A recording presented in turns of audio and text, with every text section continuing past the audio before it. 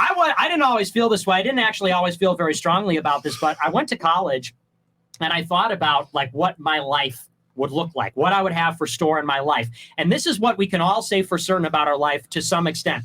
Either we will die early, or if we live a long life, we're going to see both of our parents die, which is going to be brutal. And what's that going to look like when you're living with no parents? It's going to be miserable.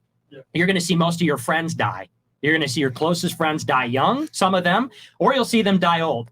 You will peak mentally and physically, and then every day after will be mentally and physically degraded. Henceforth, after that, sometime in your 20s and 30s, you'll get sick, you'll get achy, you'll have pains, you'll wake up and be in pain. You'll be ugly, you'll be unattractive. If you're a man, women won't look at you. If you're a woman, men won't look at you.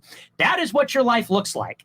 And so when people say, well, I'm living for the freedom to do these hobbies and things, that's why I say on a rational calculation, if I'm looking at a life where my parents die, my friends die, I'm going to get sick, I'm going to get achy, I'm going to mentally and physically peak, I'm probably killing myself at 30. Because you know what? Getting a little bit of money and maybe getting a boat or going on vacation, it doesn't outweigh all the bad things. And that's fundamentally, I think, the difference between me and Destiny is I believe that life is suffering. We're not here to have a good time. It's not a big fucking theme park. We're here in this fallen world where there's work, where there's toil, there's birth pain. That's what the Bible says is the woman's penance for the original sin. There's birthing pain, and we have to die a hard death. Our soul is ripped from our body and we face a judgment. God. We can either accept that reality and live within it, within our physical and spiritual means. We can make decisions and enjoy the good things in the world, which is love, which comes through family and children.